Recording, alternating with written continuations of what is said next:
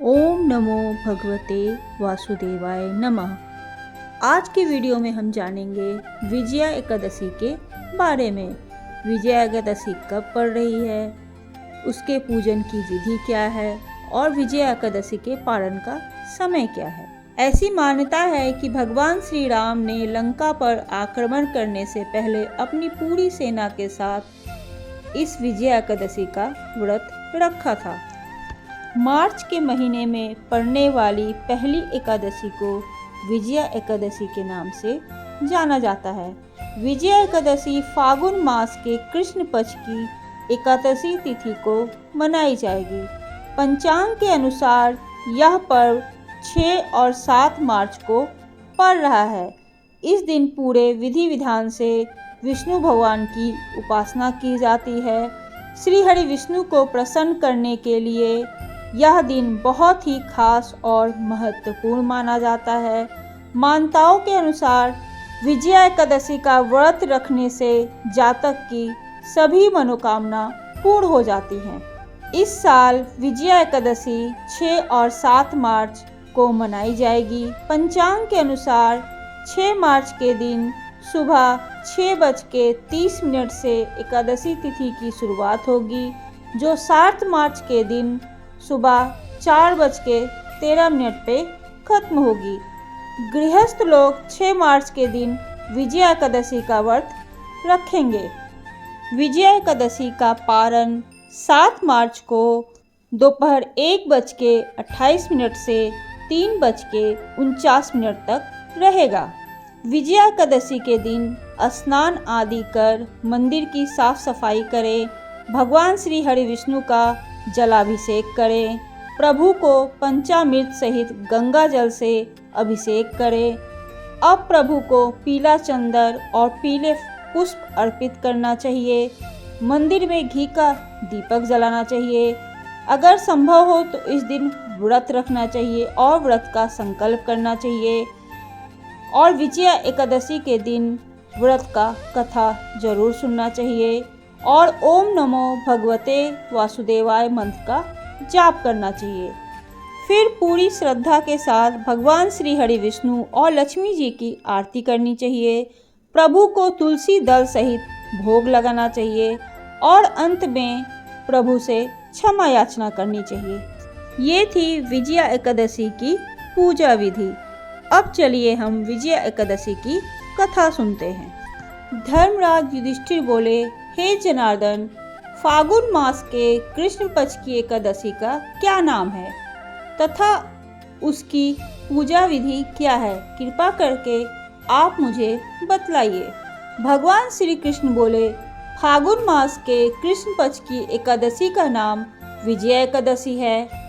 इसके व्रत के प्रभाव से मनुष्य को विजय प्राप्त होती है। यह सब व्रतों में सबसे उत्तम व्रत है। इस विजय एकादशी के महत्व के श्रवण व पठन से समस्त पाप नाश हो जाते हैं। एक समय देवर्षि नारद जी ने जगत पिता ब्रह्मा जी से कहा, महाराज, आप मुझे फागुन मास के कृष्ण पक्ष की एकादशी का विधान कहिए। ब्रह्मा जी कहने लगे कि हे नारद, विजया एकादशी का व्रत पुराने तथा नए पापों का नाश करने वाला होता है। इस विजया एकादशी की विधि मैंने आज तक किसी से भी नहीं कही है। यह समस्त मनुष्य को विजय प्रदान करने वाला व्रत होता है। त्रेता युग में मर्यादा पुरुषोत्तम श्री राम जी को जब 14 वर्ष का वनवास हो गया, तब वे श्री लक्ष्मण जी तथा सीता जी सहित पंचवटी में निवास करने लगे। वहां पर दुष्ट रावण ने जब सीता जी का हरण कर लिया, तब इस समाचार से श्री रामचंद्र जी और लक्ष्मण जी अत्यंत व्याकुल हो गए और सीता जी की खोज में चल दिए। घूमते घूमते जब वे जटायु के पास पहुँचे, तो जटायु उन्हें सीता जी का सारा वृत्तांत सुनाकर स्वर्गलोक चला गया। कुछ आगे जाकर उनकी सुग्रीव से मित्रता हुई और बलि का वध किया।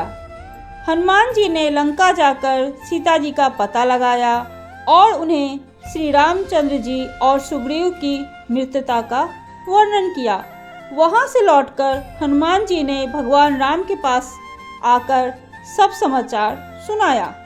श्री रामचंद्र जी ने वानर सेना सहित सुग्रीव की सहमति से लंका को प्रस्थान किया। जब श्री रामचंद्र जी समुद्र के किनारे पहुंचे तब उन्होंने मगरमच्छ आदि से युक्त उस अगाध समुद्र को देखकर लक्ष्मण जी से कहा कि इस समुद्र को हम किस प्रकार से पार कर सकेंगे। श्री लक्ष्मण जी ने कहा, हे पुरुषोत्तम, आप आदि पुरुष हैं, सब कुछ जानते हैं। यहाँ से आधा योजन दूर पर कुमारी द्वीप में वकदलभ नामक मुनि रहते हैं। उन्होंने अनेक ब्रह्मा देखे हैं। उनके पास जाकर आप इसका उपाय पूछिए।